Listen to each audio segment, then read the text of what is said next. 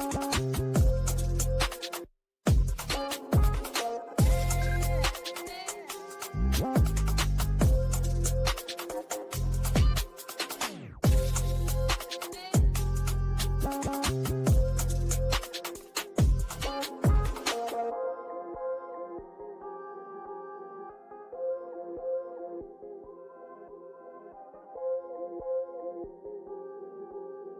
know who made it.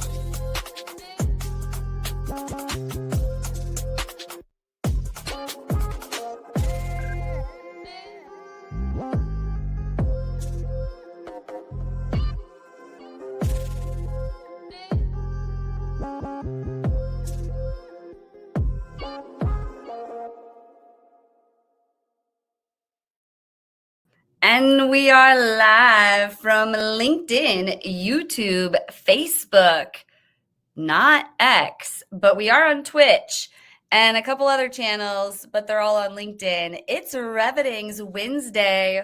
Welcome to Wednesday, Revenue Party people. We've got Marc Jarrow. What's going on, Marc? Good connecting with you. Hope you're doing well. Actually, I was messaging with your wife, Randy, after the election. But anywho, Erica, what's up from Columbus? We've got Marc Mac Attack with us. Let us know where you're tuning in from throughout the show. Remember, this episode is about you, the audience. So keep us honest from the audience. Keep your questions flowing, and we'll get back to them. So if we don't answer them right away, just, we'll get to it at some point. If you want to keep putting it in there, feel free to do so. But we've got some hot guests. So let me make sure that we get right into these topics. So first, I want to make sure and shout out our sponsors. So big thanks to High Level for sponsoring tonight's event.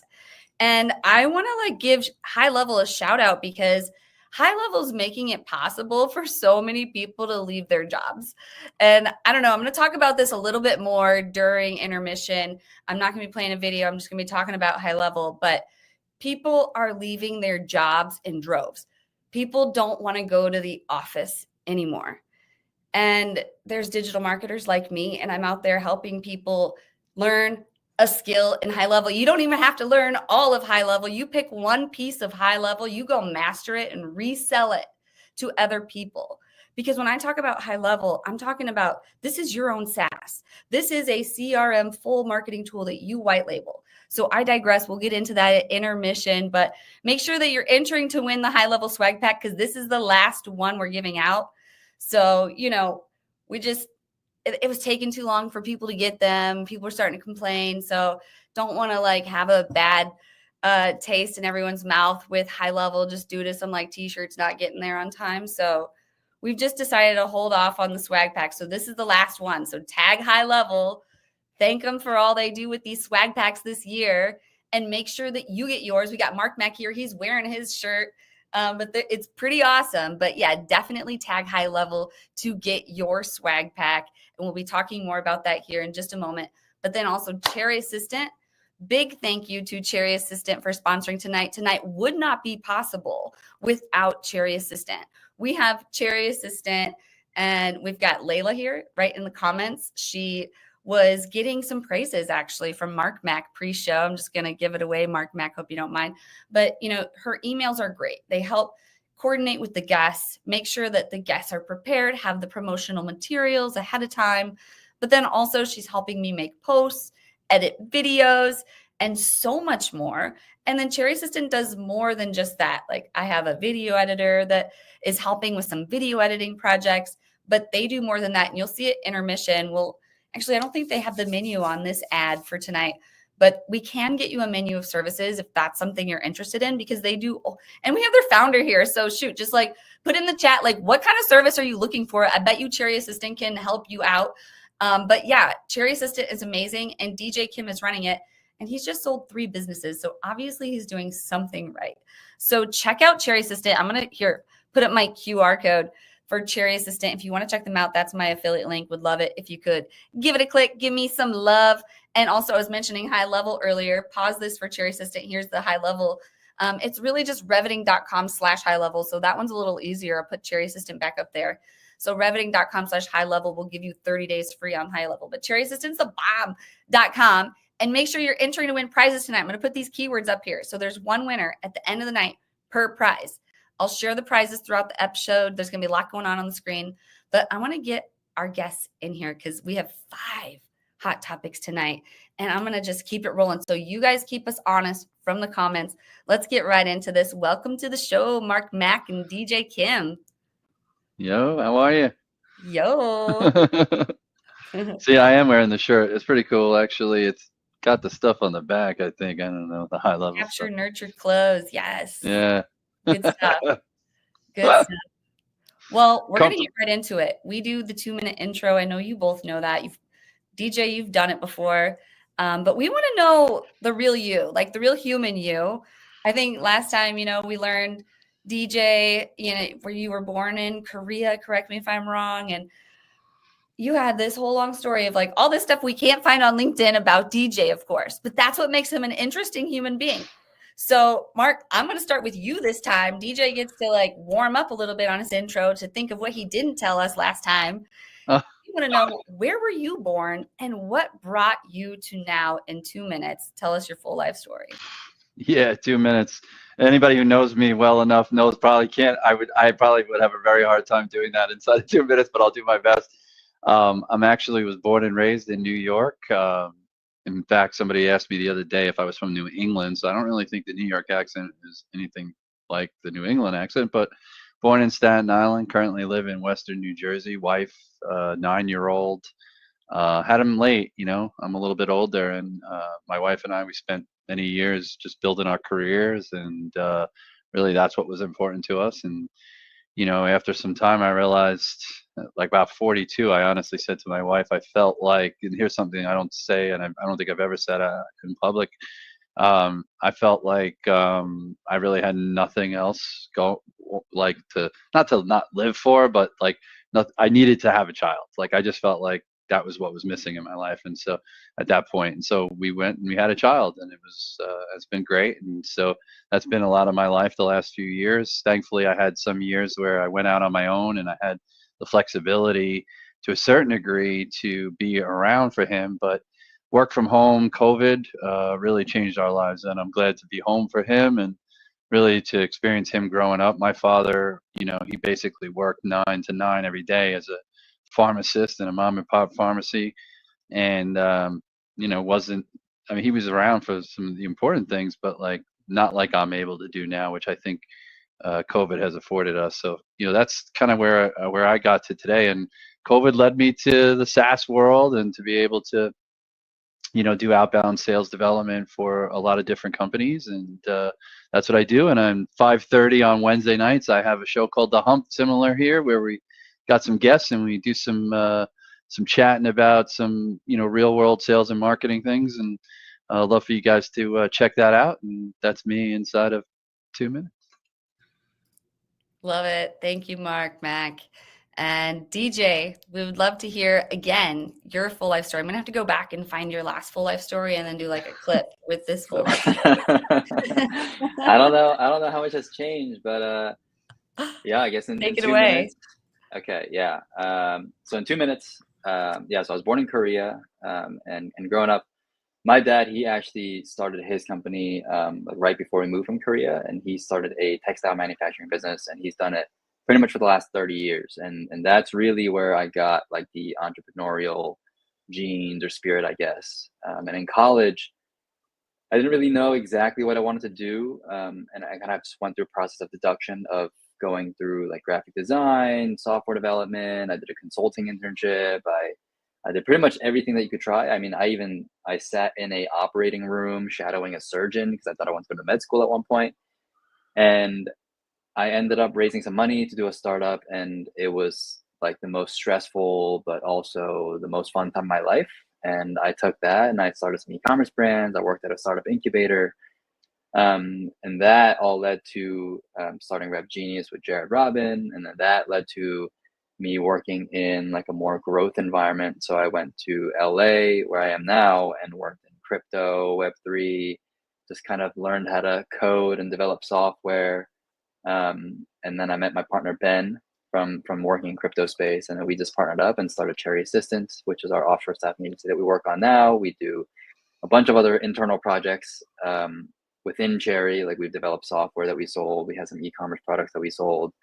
And then we'll talk about it on the show, but we also started a home cleaning business using offshore staff from Cherry Assistant, and we recently just sold that as well. So yeah, that might have been too concise, but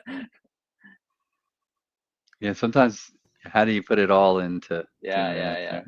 And sometimes, you know, there's no such thing as being too concise, at least in my little marketing world. I don't know, unless you're trying to be verbose and like, you know, appeal to the algorithms. But I digress. Let's get into these hot topics. Programmatic SEO for local service businesses. Now, I believe this is your topic, DJ. Are you kicking us off on programmatic SEO? Yeah. So I guess just as a like vocabulary thing, programmatic SEO is different than SEO in that you're leveraging code to do SEO for your website. So the difference there would be, you know, a lot of SEO comes from, let's say, marketing pages or informational pages or blogs. Programmatic SEO is essentially using, let's say you have like a database of 10,000 different pieces of content or data points in there, and you use code to create, you know, 10,000 pieces of content using your database. So to give you an example, so we had a home cleaning business, and the home cleaning business was based in Phoenix. And within Phoenix, you have a bunch of these like sub locations, right? Like you have Scottsdale, Tempe, whatever. We basically took like the 100 sub locations of Phoenix, and we created a separate page on our website for each of those. So normally a lot of service businesses, if they're based in Phoenix, they'll just optimize for, you know, home cleaning in Phoenix, but we went deeper than that. We went to like the different towns within Phoenix. So if you search like, I want a home cleaning near Tempe, or even, I think we did actually like the geographic locations of Tempe. So we did like North and South Tempe. So we did, if you searched, I want a home cleaning in South Tempe, then we would show up. So that's like one of the main things that I think a lot of these different local service businesses right now can do, because I think people spin up just kind of like the 10 basic SEO pages, I would say. It's like the home page, about page, contact page. But if you like take it a step further and actually put in the work of creating these different like locational pages that are more specific, then you're going to rank on like, you know, let's say like 20, 30 times more pages. Yeah, absolutely. Good stuff. So programmatically setting all of that up. What were you going to ask, Mac? No, I wasn't going to ask. We're doing it for HVAC, the same kind of stuff, programmatic. You know, just being able to get in front of, you know, those people and identify more of those, you know, in market folks, or even just creating the demand, like understanding even how to market to them. Some of those campaigns just give you back that data that allows you to say, oh, okay, well, in that area, it's probably not as strong, or this is resonating more in this section than that, you know, this, and with that stuff, right? Correct me if I'm wrong, DJ, you can manipulate it quickly, so you could change it to if it's not resonating or if it's not working in that area. And so that's what's cool about that stuff. You know, it's just being able to test and then be able to iterate. And I think this really is in the home services side. I mean, that's been a big focus of our business as sales development team, you know, just to be that we've worked with e-commerce in the HVAC home services business, did some of the similar things there. So yeah, great stuff. That's incredible. So how long does it take to build a website like that? So we actually were able to do it in Webflow pretty quickly, because Webflow has a CMS that you can import data into with like a CSV file. So if you have a CSV file with like 100 locations in it, you can pretty much import it into Webflow and create 100 pages. Oh. So you go from 5 pages to 100 pages just by importing a CSV. Is that like what you did too, Mark? And like, was it pretty quick for you? Or are you guys still working on it? I don't personally do it. Okay. Our marketing guy's doing it, but like, yeah, you know, absolutely. It's pretty like, and as soon as, it's simple enough so that like you can get it approved. I can get it approved by the customer, and then like we can get it out, and then we could test it. It could run for a week or two, whatever. That And then sounds like you something get that feedback. You get that information back, that data back, and you say, oh, okay. Yeah. And then we have the team to call on it too. So that's the other piece of it. I think, you know, makes sense. A lot of that stuff, you know, people, there's companies out there that pitch a lot of this data that they can give to you, but then it's how do you execute on it? You know? Right. It's like in today's age, like why do anything different than that? Like I should talk like because I don't have a website like that. I don't believe we set up mine up that way. Maybe you did, DJ. I don't know. Which I don't know. I guess we never really shared that. Maybe it shouldn't bring it up. The thing is that the home services sector, right, or like the trade services sector is behind in a way compared to like what you know in the enterprise world of SaaS and what have you. Like they, you know, those other industries they're coming around. Don't get me wrong. Like the company we work for is Contractor Commerce was one of our clients, and they're basically getting every contractor to have their own e-commerce site. Totally. Because they give you the ability to spin it up extremely quickly. And the modus operandi there, or like the motto is like, you know, home people like you or I or a homeowner, we want to be able to get information on our home service contractors and people before we talk to them, right? So you gotta make it easy for them. And these guys are in the like I was calling on HVAC contractors who barely had a website.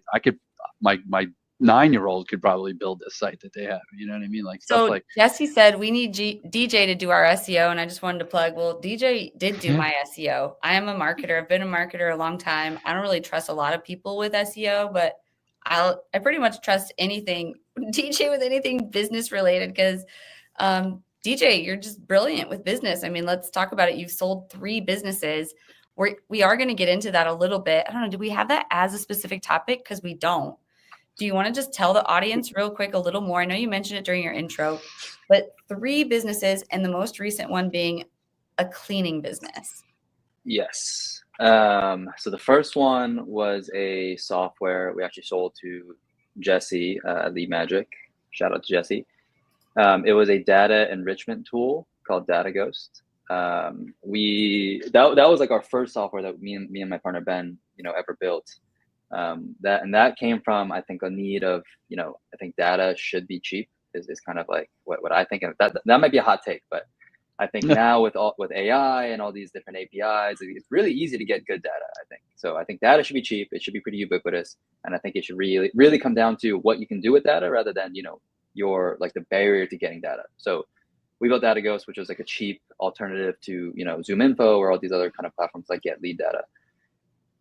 So Jesse bought it, I think relatively quickly because all the potential in it. And Lead Magic is now, you know, I think, you know, 10, 20 times, you know, infinitely better than what it was when I bought it, which I think is a testament to what they're building there, which is an amazing product.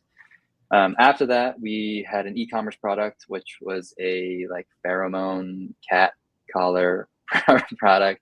It was a subscription product, and sold that to a private buyer through acquire.com, which is also another great marketplace platform if you're looking to buy or sell businesses. That one we actually started before the software, but that was kind of like a very passive income product where we just had it in the background. And then the home cleaning business we started because we had a lot of clients in Cherry Assistant who were, you know, window cleaning companies or window installers, tile installers. A lot of them were home cleaning businesses, and we just thought, you know, we probably should become really familiar with the business that we service. So we started it up. It reached around like 4 to 5K a month in revenue at its peak, and then we sold it to a local entrepreneur in Phoenix, which is where I was operating in. It's incredible. Love that story, and it's not going to get old. And so you are listening to the right people tonight if you're looking to get inspired about business. So let's move on to our second topic, improving communication. So this is your topic, Marc. Mac, could you kick us off on establishing cycles for alignment? Yeah, I was trying to figure out. It's like I didn't, how you translated what I told you into that, which Really? is Well, take interesting. it whichever way you want, because we just take Yeah, what you send and then we use AI I to don't think turn it into a title topic. Yeah, I'm just trying to figure out, yeah, like where that came from.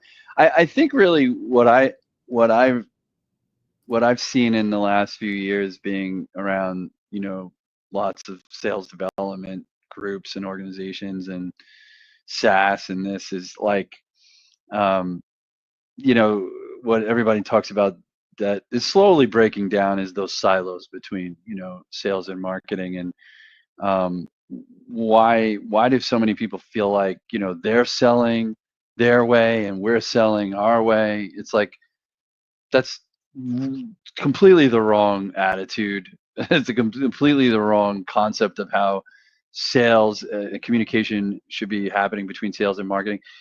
Essentially, everyone is sales. Everyone is trying to sell what the company has to offer, right? And there's got to be like, if I'm on the phone, if I'm running that end of it, I need to be listening to what I'm hearing on the phone, and I need to be taking that information, and I need to be communicating it in a succinct way back to, be trained on how to do it, of course, and be communicating that back to marketing so they can come up with, branded programmatic display campaign ads and things like that, right? Like we were just talking about. And so, or messaging within those ads that we tell them are resonating with people as we're talking to them on the phone. And so, there's never really been that really easy feedback loop going on. Everyone's been in their own quote unquote silos and trying to come up with MQLs and SQLs. And I think that's minute one. If that's what's happening in your organization today, that's got to stop. Like, and that's just not going to be able to give you the ability to scale. And certainly, it's not going to allow you to align the two teams. And I think it starts with that feedback loop and really understanding how to talk to each other about what and understand what each other's needs are in terms of information to do their job better. Marketing's got to tell us, which ads are resonating, which messaging is resonating, maybe programmatically, and then vice versa, like I said. So Totally. I'm curious about how DJ and Ben have had 3 companies together. Speaking of communication and like being able to understand people and how they're feeling. And not only that, I think you guys live together too. Is that correct, DJ? No. We have an that would be an office, advantage. that's like in between our Okay. firms. Yeah. Like that's a lot of time to spend. That would be fun though. Yeah, no, that'd be crazy. You have to like, what's your advice for people? Like how do you communicate well with people and like know how to read them? Yeah. Well, I would say between me and Ben, we probably work with smaller teams, and I think most people like this topic applies to. So our teams are probably like 3 to 5 people. Like between us two, we have offshore operations people. We have like contractors that we work with, and we found that having everything in like a single Google Sheet works the best, honestly, especially for small teams. I think people get bogged down with, I'm going to use Notion, I'm going to use whatever, and it's like just make a Google Sheet and just track it. Like we have one master Google Sheet that we've been using for the past 1 year, 2 years, I think, since we started like moving everything to Google Sheet. Every week we'll just make a new tab. We go through all of like the different projects that we're working on, break it down into tasks. When does it need to get done by this week? Assign it, and it takes maybe at most 30 minutes to an hour, and we do that every Monday, and we share that with me and Ben and anyone else that needs to be shared on. So like if we have an operations person working on something, if we have a contractor that needs to make a website for us, like it's super transparent. Everyone knows what we need to work on. They know what they had last week. We just go through it, and I think simplifying tech stack, I guess, is like the end of like the what I'm trying to get at. Yeah, get rid of the GTM bloat. We've all got too much tech. Totally. The gurus won't like this one, DJ. They hate spreadsheets. They absolutely do, Jesse. That is so true. Well, I don't know, Jesse from the comments or anyone watching, what are your tips on communication and where are you all tuning in from? Jesse, we know you're in Boston unless you're out there traveling around. Don't forget to comment to win a prize. Yeah, we haven't had a lot of prize entries just yet. Oh, we've got your company URL. I'm going to drop that in the chat here. But let's get into this next topic, and then we'll do our brief intermission. So Google Ads and Facebook ads for local services. I'm guessing you just mastered this with the cleaning business, DJ. Yeah, well, actually at high level, people were really talking up some Facebook ads. So what's your take on all this? So we actually run, well, now after selling Marvel Maids, which is a cleaning business, we now run ads for other people. So we run ads for this guy who does like tile installs. We run ads for this guy who does window install replacements, a bunch of other home cleaning companies. And one, LSA is probably one of the best for home services. But there's a cap to it. Like LSA can only get so good. Google Ads, if you kind of work backwards from the programmatic SEO thing that I was talking about earlier, if you can work out like what actual keywords to do like the most super specific niche keywords possible, like the most long tail keywords possible, and actually get that data, the Google ad keywords usually end up performing a little better than LSA. And then actually Facebook probably worked even better than Google Ads and Google LSA, just because I think a lot of the local service businesses, they just kind of heavily rely on Google LSA, because that's like the easiest one to do. Is you just turn it on, you set the budget, and that's it. Facebook ads requires, you have to create the creative, you have to set all the, parameters for the campaign. That like little bit of work, probably like 30% more work, will probably cut your, ad ROAS or double it compared to Google Ads. But I would say like using Canva to create the ads on Facebook works way better than you think. Canva. I love Canva. Yeah. So do you make your own ads, or do you guys have VAs who help you with all of that? Yeah, we have some offshore staff that help us make the ads. That's cool. Do you use video ad?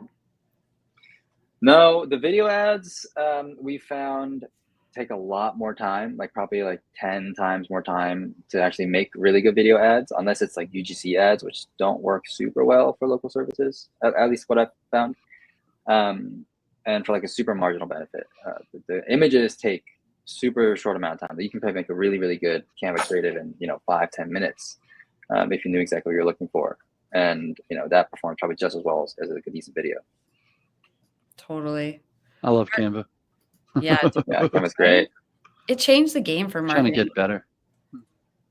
Yeah, I think it was the creation of Canva that finally made me be like, okay, I think I need to just go work for myself now. I don't have to buy like Photoshop. I used to live in Photoshop or all these like expensive tools, and I loved them, but man, you just don't need it. Have you ever used ads, Marc Mac? Any of your businesses you're working on running ads? Yeah, no, we're doing that stuff, for our, customers that are heating, HVAC, same kind of stuff.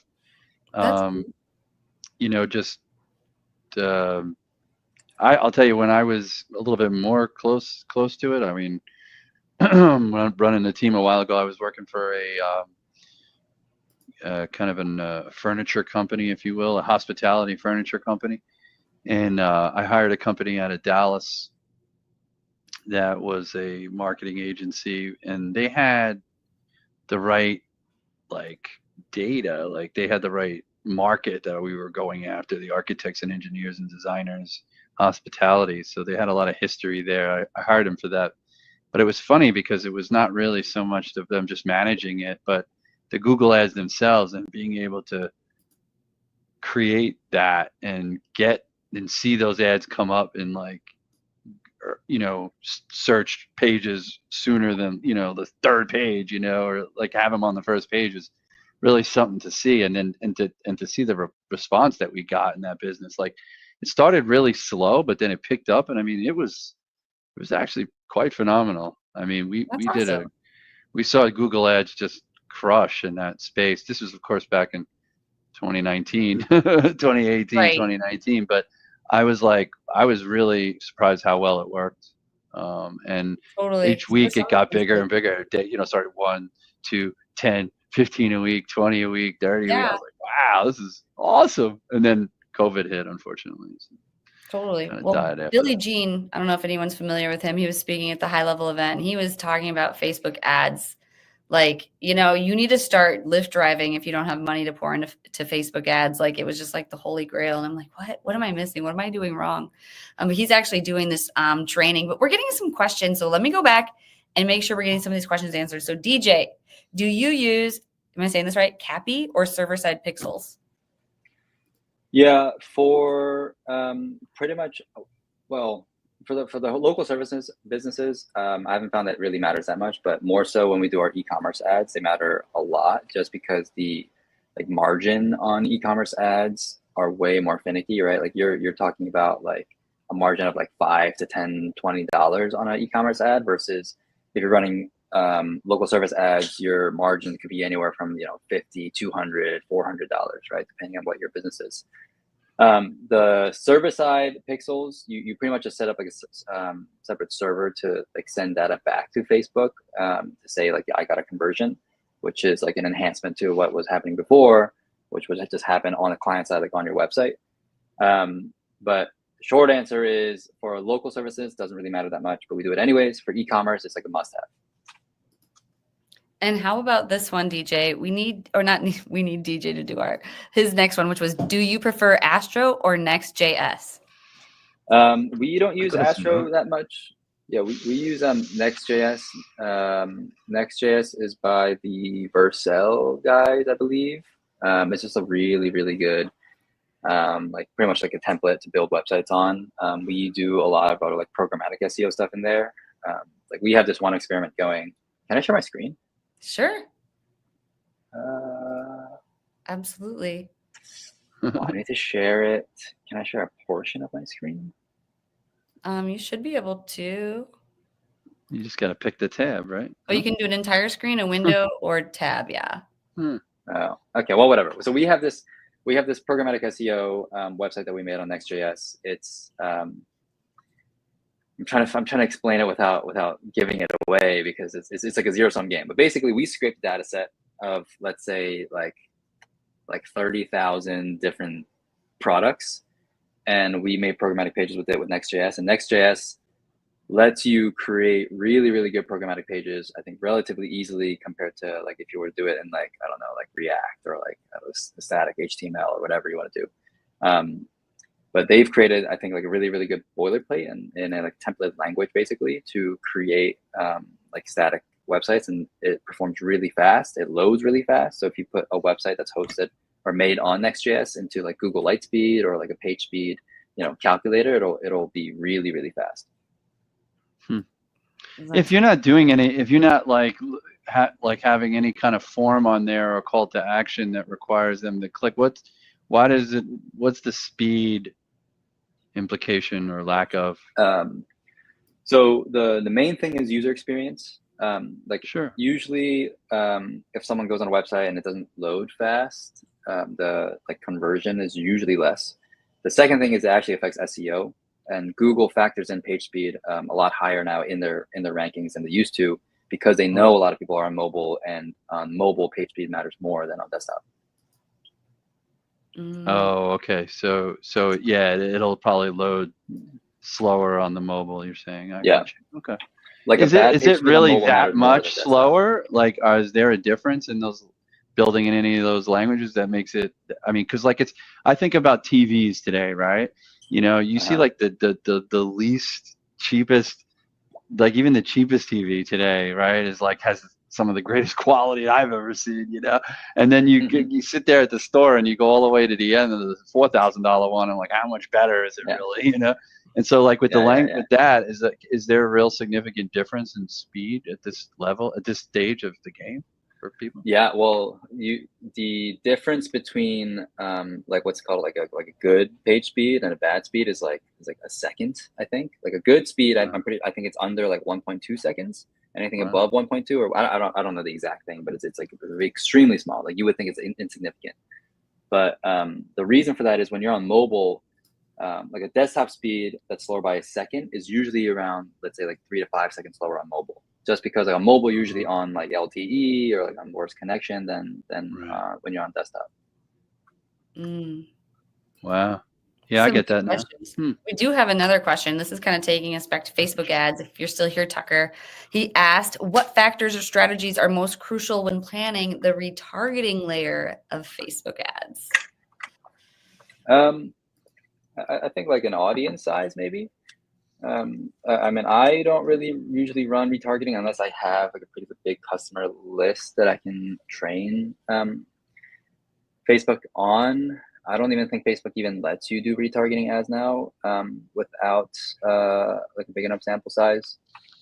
But yeah, I mean, in general, I think the meta algorithm has gotten so good to the point where like you can pretty much set 2 campaigns, one just being, you know, page visitors in the last 90 days or something, and it'll do a pretty good job of identifying those people, especially if you have an email list associated with those customers.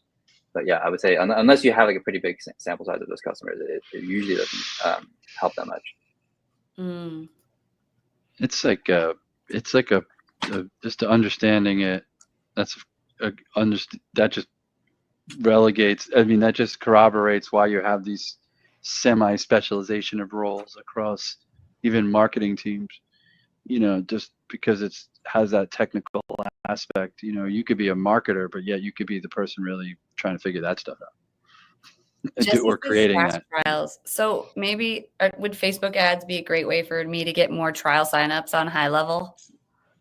Yeah, I think a decent amount of people, and this was probably, I think Go High Level affiliates have been around for a couple of years now. But when it first came out, I think a ton of people were reselling Go High Level on Facebook ads. That's like where a lot of like their big group like resellers were on there. Yeah. Yeah. So you're saying it's too late? Not probably a little late. I don't. Ads. Well, and you have all of the different. Taking the shirt off. Niche. Yeah. Well, I think it depends on how you sell it too. I think exactly. If you did something like, I will set up your CRM for your home cleaning business, right? Like, because home cleaning businesses right now are really popular and a lot of people are trying to start home cleaning businesses. If you narrow down on something that's like trending now and they need Go High Level for, I think that'll do a lot better. I don't even want to clean my own house, let alone somebody else's. Right? But this is a good segue into the high level little portion of the show. I'm going to try to do this in 2 minutes, but we can just talk, you know, all high level for 2 minutes really quick. But one thing I want to do is drive people to this event on the 18th, where you all can become SaaSpreneurs. So I was telling you earlier, high level, I talk about it all the time, typically just as like a CRM and marketing tool. It's like your, you know, I won't compare it to any other solution, but these $20,000 solutions that these B2B companies are paying for, you can get for $97. But there's more to it than that. You can make it your own SaaS. I've white labeled mine as app.reveting.com. And then I can get other people on there. So you were talking about, DJ, how it depends, like for an affiliate, because I don't just want to sell y'all here in the audience high level. Like, yes, I do. I'll make 40% recurring on it. But like, honestly, I'd be lucky if you get to $250 a month. It's like $97 a month, $250. So it's not that much. But what I really want to encourage you to do is become an affiliate of high level. Because, well, for one, it's helping people leave their jobs. No one wants to be going to the office anymore, right? But there's so much you can do with it. And one of the things that people are going to be doing with it now is voice AI. So talk about answers to your phone calls. High Level now has voice AI as a feature. So this is something that Billie Jean is actually setting up. Thank you, Layla. She dropped the link in the comments. It's SaaSpreneur.com. If you do it with my little like FP_ref, blah, blah, blah, and sign up, I get credit. But that event is on the 18th. It's completely free, and they're going to teach you how to use the voice AI, and they're going to help you go get your first customer. So you can do this on a free trial of High Level. Ideally, you sign up with, you know, of course, my affiliate link, but I don't even care. Just use just show them that you're signing up for that event from here and go get your first customer using High Level. So again, DJ was talking, he mentioned like, it depends on if you want to become an affiliate, like how do you present it? So one thing I'm starting to do it sounds crazy, but I'm just giving away free websites. So, it's just like so easy to build in high level. They even have templates there. And because it's so easy, and if I don't spend a lot of time on it, just like literally just edit the words, give them some good copy, and give them a website. When I talk to them, they're going to be like, dang, like she really just did that. Like she really just gave me a full on website. That's exactly what you can do with high level. And then it's like, here, not only do you have your own website, but you have a CRM that goes with it. The leads are going to flow in. Everything's great. It's all on app.reveting.com. And so then, they can stay with an app.reveting.com, or they can go and eject and own their own data and have their own account. But that's the SaaSpreneur part of high level and I would just show you, but I know I'm at 3 minutes now, so I'm over. And with that, I'm going to go ahead and play the Cherry Assistant video here real quick. And we have DJ here with us that if you guys have any questions about any of the services that Cherry Assistant has to offer, plug them in the chat. What do you all need help with? Do you need help answering your emails? Do you need help, organizing your CRM, cleaning your data? We have DJ here. He can help you answer some of those questions of what they do and do not do. But we'll get into that here in just a second, right after these messages. This is Mike, also known as Clean with Mike on Twitter. Mike hired a virtual assistant from Cherry Assistant about 2 years ago. Now he has a $50K per month business fully managed by a remote operator in South Africa. His VA from South Africa does the following: closing inbound leads on the phone, Yelp and Google and Facebook, manages his CRM and Go High Level, deals with rescheduling, cancellations, any issues, hires and manages the cleaners, and sends them daily reports and updates. Mike has a fully cash flowing business managed by a remote operator for only $8 an hour. You can also hire a US equivalent worker in the Philippines, South Africa, Latin America for a fraction of the cost with Cherry Assistant. Be like Mike and grow your business with offshore staff. So we have DJ here, and DJ, I can use this content and cut it up later. So tell us a little bit more about about Cherry Assistant. And like, I know the stuff that I do with you, I tell the audience here about all the time, like video editing and helping me plan for the show, but you guys do way more than that. Like, what are some of the common services that you offer? Yeah, I think talking about the specific type of clients and the type of VAs that they have is probably the most helpful. So a lot of our local service businesses, for example, we hire what's called, and I don't know if this is like an industry term, but we call them operations VAs. And they pretty much do the entire 9 to 5 of like a remote service business. So for example, for the home cleaning businesses, our VAs will answer the phone calls, they'll schedule appointments, they'll hire cleaners, they'll go through Indeed, they'll deal with like issues, they'll handle rescheduling, cancellations, sending emails through their CRM. And I'm actually pretty sure a lot of the home cleaning companies actually use Go High Level. So they'll manage Go High Level, they'll do like the chatting in Go High Level, they'll send email marketing Go High Level, do like the voicemail campaign. They'll pretty much do the entire let's say 9 to 5 of running the day-to-day of the business. That's like one example of I would say a more higher level type of VA. We have a lot of e-commerce companies that work with us, so they need someone to man the phone and customer support on both phone, text, chat, like on intercom, Zendesk or whatever. So that's like a customer support type of VA. And then we have a decent amount of sales VAs. So we have called like inbound sales VAs who pretty much answer phone calls, set appointments, do demos, pretty much kind of like the full front facing sales cycle. We also have outbound VAs. So a lot of real estate companies work with us that want like outbound people just cold calling lists. And we've been sourcing from a lot of different countries for like different types of VAs. So like for example, for a lot of the real estate companies, we've actually been hiring from South Africa. For a lot of the like e-commerce companies, we've been sourcing from the Philippines. So it depends on, I think, like what type of role we're sourcing for. Totally. Why South Africa for what'd you say? So South Africa for the real estate, I mean, I don't want to generalize countries here, but South Africa we found like they have almost like a British English. So when they're Oh, talking yeah. on the phone, it almost sounds like you're talking to someone, you know, in like the UK. So a lot of like the on the phone customer facing type of roles, we found, you know, the VAs in South Africa perform really well. Oh, But they have a in the beautiful accent. I Philippines, love to listen to those people all the time. yeah, well, I think Jesse's VA is also actually Layla in the comments. She's also from South Africa and she's amazing. Layla also does a lot of the marketing operations, marketing management for Jesse, like just incredible. So yeah, not to generalize here, but you know, it's really more about like the talent density, I think, in the different types of roles. Like in the Philippines, for example, the VA industry has been around for a lot longer than South Africa. So if there's a role that's a little bit more technical, or that we think has like that role need has been around for a lot longer, we'll go to like the Philippines or somewhere that's like where the industry is more established. Makes sense. Yeah, it's been a really great experience working with Cherry Assistant. I did work with a few other VA companies, but I like working with Cherry Assistant because of just the interaction with DJ and just making it super easy anytime there's a transition or anything. But also like all the VAs, they have in their own way like helped me level up in one way or another. So, you know, definitely try it out. Like if you're feeling behind in your work, but we still have some hot topics. So let's get into it. Website success.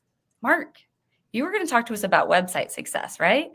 Capturing visitors, capturing data, personalizing sales, or was that just us not really getting that? Yeah, I'll tell you what that is. It's about it's more towards like, you know, my thing. And if anybody on here listening obviously has followed me, you know, I do outbound business development for other companies. Some have been e-commerce companies that service the home services business, similar to you, like as I mentioned earlier. But I spend a lot of time on the phone, and I talk a lot about how the phone is underused, and you know, people need to get better at that. And even though we got all these people and even bots that are coming into the fore, I still think there's room for many people to get what they want out of sales over the phone. And so what I think that was about was more, can I see it again? Can you put that back up there again? It was, there was that other part of it. There was the middle part of that, curating data. I had said that, I've been talking a lot about this lately, along with Sean Cease on LinkedIn, that, you know, cold calling, why it churns and burns a lot of people is because people don't know what they're supposed to be doing on a cold call. Everyone thinks you're supposed to call somebody and you're supposed to set a meeting, you know, so that you could sell them something, right? And that's just way everyone's been trained, you know. And it's like I need to set a whole mess of those so that I can get eventually to an AE spot, like. And it's just been a culture of madness when it comes to those kinds of things. And essentially what a cold call really is about is a data curation event, is kind of the way Sean had presented it once, and I've been saying it because I think it's a really true expression of what a cold call initially is. And when you're talking to somebody for the very first time, why should they meet with you like after 30 seconds? Like, and I can't believe how many times I hear people like they pitch what they're calling about, and they pitch a time at the end of what they say. And like, this person hasn't even said anything back to you to even warrant you to have another conversation. How could you possibly ask them for one? And you get to kind of feeling like you know, salespeople have gotten this notion, like, you know, this bad reputation that they pitch slap at people. And so the whole idea behind, you know, initial contact with somebody, and even if that's via email or even LinkedIn, is about getting to understand who they are and where they are in their, you know, business, and if they are really actually have any kind of pain that you could potentially solve. And more people are so focused on trying to get the meeting with them that they have all these tricks and tips on how to do it, and none of that stuff, you know, is really matters if you don't actually hear what the person's saying and you know, really understand, learn something, get some information. You know, 80% of the deals are going to be closed on second, third, fourth meetings, you know, the fifth time you touch them, the 10th time you touch them, not in the first one. And I think that's where that AI got the data curation piece, is because I may have mentioned something to that effect. But I think, it kind of goes back to a little bit of the sales and marketing alignment thing we were talking about earlier. It's just like you have to understand at what stage the buyer is at and what information they're open to accepting. Like, and when you're sending them ads or they're responding to Facebook ads, or, something is getting them to make that extra effort, right? And like that could be a leading indicator, sure, right? But I still think at the end of the day, you need to call that person, right? Like, I still think there's room in the market for people to be called, and because they don't always take action. They make, that's why, like, they go to your website, you say, oh, let's turn these website visitors into real leads. That's the beauty of Lead Magic, right? And some other tools out there, because now you could say you can actually find those people that are coming. Totally. Yeah. And those that left, now you can see exactly where they jumped off your page, which, holy crap, doesn't that give you information on what to make changes to? Obviously, or you could just build them a website and give it to them. I'm just kidding. Yeah, I mean, it's like, so like, I think your website, my problem with the website stuff is, like, we always get that objection on the phone, like, oh yeah, why don't you just send me something, send me a website. Have you ever looked at somebody's, if any There's DMs some out really there? bad ones out there. That's why it's so easy for me to just pull a template and get someone on high level simply to have the website I built them in 5 minutes. I mean, you could have these website visitors, but how do you get it to be now all of a sudden, like, personalize the sales interaction with them? I think you got to make the phone call, right? You got to know who they are and capture them, or get them to call you. You got to get them on the phone. You got to hear people. You got to listen to people. I think there's too much of us sitting around waiting for some of this other stuff via digital or email to work. And I mean, I was talking with a guy at the restaurant in Ohio. I went to the I forgot the name of the place, but My stomach grounds. I went to the steakhouse, and I sat next to a guy who's from, of course, Upper Arlington. He's a salesman, and I asked the guy, I said, what? I gave him one tip, one very small, simple tip, and I swear to God, he took out his phone and he's like, give me your number. He's like, I want you to come train my guys. Like, oh, I was just like, really? Like, what? And like, because so many people are still doing the same stuff over and over and over again, and don't realize that, like, you can't just make calls. You can't just do SEO. You can't just do programmatic. You can't just do these. You got to do it all together. It all works together, even the calls. And to personalize it, it's like, when you get that data back in those initial calls, then you know how to retarget, just like with the Facebook ads. You know how to retarget because you learned from the first time, and that's why you can have a much better interaction with that person the second time. So I think that's really where I was going with that stuff. I was kind of surprised to see you kind of nodding, DJ. Like, how do you feel about calls and calling?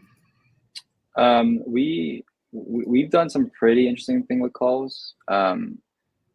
I mean, I think in general, well, I hate receiving phone calls, but I make a lot of phone calls, which is, like, I think what probably a lot of people face. But we've done some pretty interesting programmatic call stuff, like Go High Level, for example. We did this. Yeah, so we did this one thing where, because you can add these, like, pixels onto your website, and, like, pretty much, I don't know what the accuracy is. Let's say like 40 to 60% figure out who's on your website. I think Lead Magic actually also has something like that now, but you can install pixel on your website from these different platforms, and they'll tell you this is the person, this is their company, this is their, like, predicted email. And you can even get their phone numbers, let's say like half of the time you can get their emails. So after enough time, let's say you have like 1,000 people, you can then upload that like 1,000 list into Go High Level, and then you can record a voicemail, and you can even use like an AI tool that can pretty much like customize the voicemail. It's like 1,000 different, each for like the different people that you have, and just mass send voicemails to these like 1,000 people. So if someone were on the receiving end, it would just look like a missed call. They would have a voicemail, and that converts higher than trying to like just cold call everyone. Well, I'm gonna do that like tomorrow. Yeah, I know. Let me get you set up. Wait a minute, level. hold on. Do you have a high level account? I drop voicemails, through the dialers I use over the years, I don't do it much anymore because I would probably I'd probably do a little bit more personalized voicemail nowadays. But like, but I still like, yeah, I remember. I mean, even in that situation, it was working. Now you're saying I could actually. Well, first of all, I don't. You say it's a missed call. That's always the weird thing because I get a lot of those, and then all of a sudden there's a voicemail. Like, why couldn't I just hear somebody? You know, why if I picked it up, there should have been somebody there. But I get it. But that would be cool if I could change, you know, set it and actually have different ones in there rolling out automatically. That's kind of pretty cool. So if that could do that, I'm very interested in that. Yeah, it's making I don't me do so much volume like that anymore, but even at the small volume that I do, it would be probably pretty cool. And it's like, why not? It's just you just drop in a voicemail. It's not like you're calling those thousands of people. Mm-hmm. Yeah. And you can put it. Go ahead. No, I was just gonna say, even if you don't have like that customer data, you can always go and get it. I mean, like Apollo is pretty cheap now, and you can go find data and just you can just import phone numbers into high level. No, tell us, Mark. Oh, I don't want to misspeak about. I'm just kidding. Okay, so last topic. Using VAs. I think we talked about that. To what? Talk about Apollo? No, I think we talked about using VAs to manage local services. We pretty much did, but to manage local service businesses, I mean, we covered it. But what else would you add, and DJ, on this topic?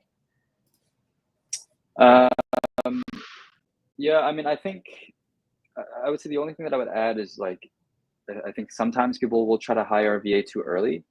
Like we've had some people try to just start a home cleaning business and come to us right away, and that usually doesn't turn out well because unless you've run a home cleaning business before or like you've done a local service business before, you usually don't even know how to teach someone how to do something if you've never done it before. And like a local service business, especially like a remote home cleaning business, it's pretty easy to learn. Like you just have to do it at least for like a couple of months. But getting the sales down, dealing with like cleaners, there's a whole bunch of things that you just have to become really familiar with for your local service business before you try to hire a VA. But once you learn it, I think it's pretty easy to teach them. But that like, boot camp of you doing it yourself is really important for these local service businesses. So if you wanted to start a home cleaning business. Yeah, I know. I'm like, maybe I should forget about the VA. Forget about the VA yet. Do you think you could start one and like when you guys did it, like, did you actually hire cleaners like in remote other areas, or were they all local to? You said it was local, right? So I'm in LA. The business operated in Phoenix, and I'd never been to Phoenix. And you're essentially creating like a mini. I mean, you're essentially creating like a mini Uber, right? So you're making a website, like a company, and whenever a cleaning like lead comes in, then you assign a cleaner who's based in Phoenix there. So you hire all these cleaners through like Indeed, Facebook, whatever, and you hire them as contractors, and you say, hey, I'm building this platform. Whenever I get a job, I'm gonna send it to you. I guess the only problem with that is you have to vet those people because they go in and do a shitty job. And then you're all your marketing it's just gonna go. How did you deal with that? So we had some friends in Phoenix that were we were like, hey, we're gonna give you a free home cleaning to test this cleaner out. Don't tell them you're a friend of ours, just you're gonna get a free home cleaning, but you have to tell us afterwards if they were good or not, if they were professional, if they tried to like steal you as a customer or anything like that. So you would just send them to like a friend of yours or whatever. They would do a test cleaning. And you'd be like, okay, they're like, yeah. Oh, that's so cool. I mean, I would take a free cleaning. And you just spun it up there, but you had buddies there already, right? In the town, so it wasn't like you guys were all remote trying to run. Yeah. Well, I mean, we had like friends there, but you could theoretically do this anywhere. Like I have a friend who runs a business in Tampa. And he's in LA, right? And I don't think he's ever been to Tampa. Like I would say most of these businesses, you pretty much follow the Airbnb market and look at where like all these rental properties are coming up, where a lot of people go to visit, where a lot of tourists go in the US. And usually that's not where you're living. So I would say it's pretty easy to operate remotely. It's more about like hiring the good cleaners, dealing with issues, a lot of customer support. So maybe like one good thing you could do is like, now that you've kind of mastered the cleaning business, is like make a snapshot in high level that then you could go sell to these other, or even like put them in your SaaS, you know, so like you own all their data. I'm curious though. I mean, there's, you know, from a business perspective, right? There's a liability in that, right? Like what kind of, like you're sending people who you just hired, who maybe you've vetted and maybe did a background check into people's homes, right? Whether they're there or not, there's got to be some kind of, you know, I don't know how many insurance companies would insure you on that. Just like there's actually a lot. There's actually a lot of different insurance companies. So you get insured and bonded, and the bonded basically means your insurance like extends to your contractors when you're doing these local services. Oh, is it really? So, but so between that, the background check, like I've never had an issue with like a cleaner doing something in a house, and of the cleaning companies that I've worked with through Cherry or like friends of mine that have done it, no one has had an issue with like a cleaner doing something in someone's house. It's all usually comes down to like the cleaners like on the back end when they're not at the house, where like the issues come in. Like what? When they're not at the house? They didn't like show they're up. like, like they didn't show up, or they're like, oh, my car broke down, I can't make the cleaning. You have to like spend, you know, some time like last minute trying to find a new cleaner to get to the person, or they'll be like, oh, my schedule changed, and you have to figure out the new schedule. Yeah, just clean your own houses. Business. I'm not gonna lie, I feel like I'm always looking for a new home cleaner. Like I think that was the first thing that went. The first went like when COVID, like when I lost my job, I was like, oh, it was like a home cleaner. Yeah, I know. The landscape. You know, I tell you, funny thing is, I used to have a guy that came to do my grass, and that's all he does is he treats the grass. He don't even cut it because he's in Pennsylvania. He doesn't bring his tractors over, and he made my grass look fantastic. And then when I cut off his services, like the monthly plan, just because it was just too expensive, you know, and I wasn't working, and my wife really wasn't working, so it was really tough, right? And so we couldn't have that, and couldn't have the cleaning, and you know, some other things. And so I cut that, and I realized like about 2 years later, the grass didn't look as good anymore. And I'm like, I called him up. I'm like, Tommy, I need you back. I don't care what it costs. I'm like, it doesn't matter. I'm like, my grass is terrible. Like, house, okay, I can keep it clean. It's somewhat clean, but like, I don't know what to do with the grass. The pandemic changed things for sure. There were definitely a lot more options. Well, I'm looking at these prize giveaways. We've got 4 for high level and 1 for the headset. So I know Layla's still here. I see her commenting. If you don't mind just manually going through the comments for that one entry for hashtag headset. I feel like it was Mauricio. I think this is the headset. He's got the headset. This I won on here. Sold out. They did a big deal. They sold out of a whole bunch of headsets. So they're giving out a different one than they normally give out. Yeah, they don't have this one anymore. Yeah, that's the the tilde. I have that one too. All right, I'm going to go ahead and run this high level. Let's see who's going to get the very last swag pack. Who is it going to be? 4 entries here. And it's not going to be me or Layla. We must have, I know we're always putting the link there, revetting.com/high level. So I'll rerun it. Okay, Marc, you are the winner. You finally won the swag pack. So you're getting the last one. Just letting you know, it does take a couple weeks to arrive. Apparently there's one person who shows up once a week in person who takes care of some of the shipping stuff. So, and let's respect it. People aren't working in the office all the time now. So that was why the swag packs kind of got slowed down, but they are on the way if anyone is wondering. So we triple checked everyone who won a swag pack with high level and made sure that they were all sent. And a lot of them were getting confirmation now that they were received. So if you are still waiting on your swag pack, let us know. But congratulations to Marc Gero for winning that last swag pack. But man, this episode, I can't believe it's already 10:06 and we still have to do the guru of the week. And I can't sing because I'm losing my voice. So I'm just going to do a drum roll. I'm going to pull myself out of the screen, just put the 2 of you up. If you could tell everyone in the audience and everyone who's going to hear this later on podcast, why they should go follow these 2 people. So make sure you mention their name for the people on podcast who are not watching on video. Drum roll, here they are. That's not what I put up. Who's that? Oh, we got the wrong. I like Todd Capone, but I have no idea. I don't even know how to pronounce that guy's name. I think this is pretty. Todd Are you guys Guru. punking me? Are you punking me?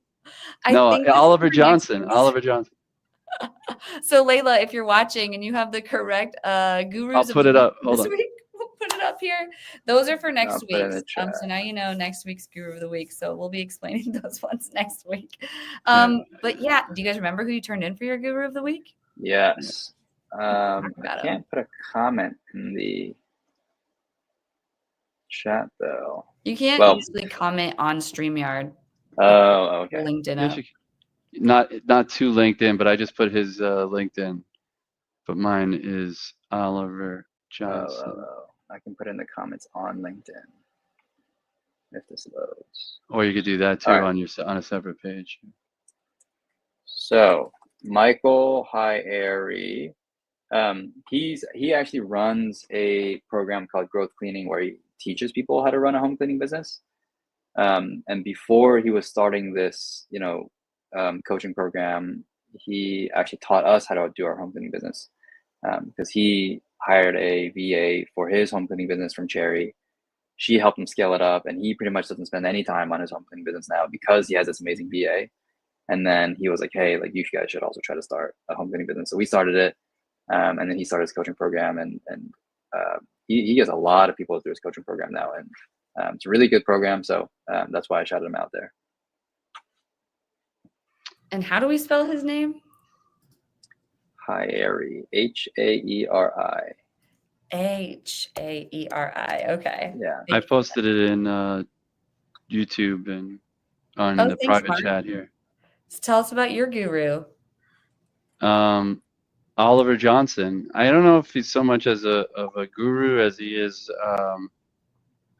I'd say just he's putting himself out there. Like he's constantly talking about topics that I'm interested in: sales, calling, emailing. And what's interesting about him, I think, is he's been. I always talk about consistency, right? Like I'm almost like, here's this guy.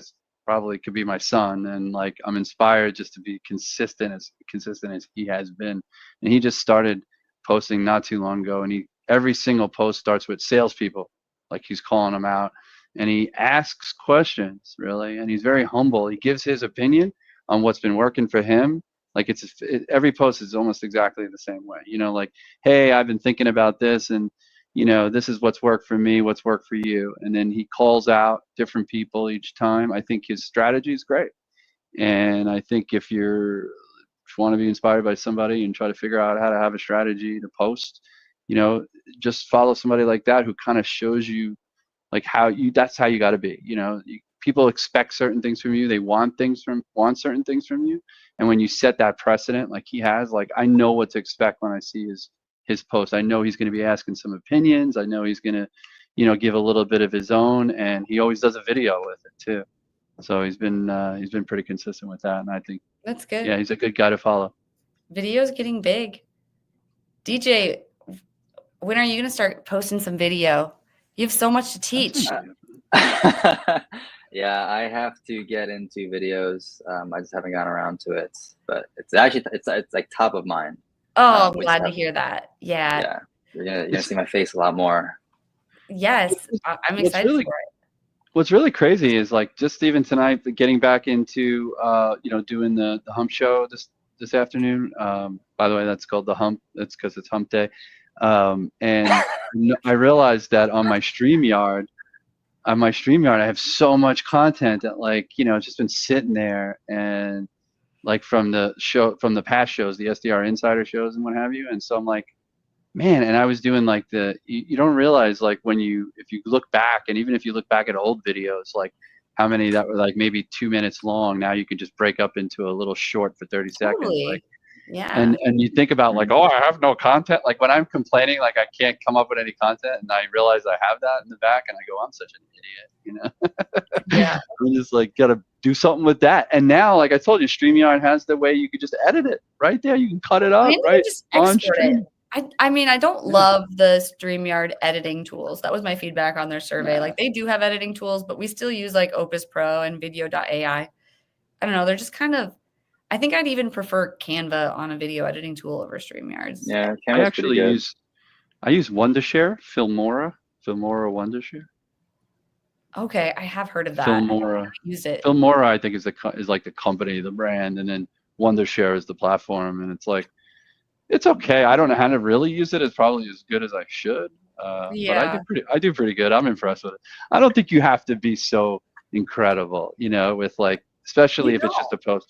You don't, it's like, that's what gives people analysis paralysis, right? Because they keep cutting it and they're trying to get it perfect and you never put it out. Just send me the footage. We'll edit it for you. Yes, I know. I feel that. But okay, so before we go, could both of you please tell the audience who you are helping, how you are helping them, and if they are that person that you might be able to help, how could they reach out to you? We'll start with you, Marc. So as a company, my company Carrot is helping organizations seed to various stages to really redevelop their go-to-market strategy, be it digital marketing, outbound business development, or even on the data side. As an individual, I coach people on cold calling and other sales processes, and do it in groups, do it one-on-one. And you can find me on LinkedIn as Marc Mac, MarcMac. I also have a show every Wednesday now called The Hump, and it's at 5:30 Eastern. Not Marc Mac Attack? No, well, it used to be with my boy Zach. We were Mac and Zach in the morning on Thursday mornings, and I've always had that hump day thing going on Wednesdays, and I think it is the toughest day of the week, the longest day of the week. And I think when you have a strategy that, if you can accomplish everything from Monday and be really close to your goal for the week, goals, whatever they may be, by Wednesday, you're looking way good on Thursday and Friday. And, hopefully I like hump day.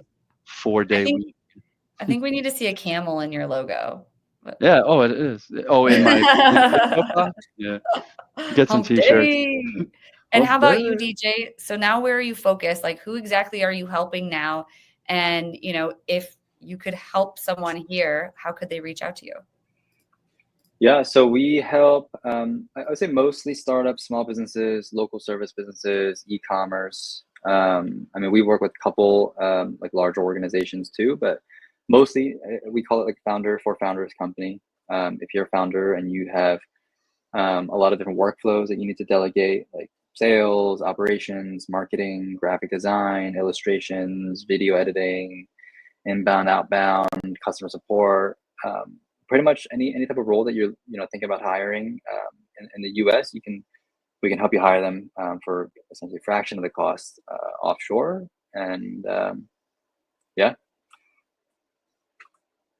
Cool. I used you. I won 10 hours too. So your VA was awesome, dude. That guy was great. I got muted. Sorry. No. Yeah, you did get the 10 free hours. So yeah.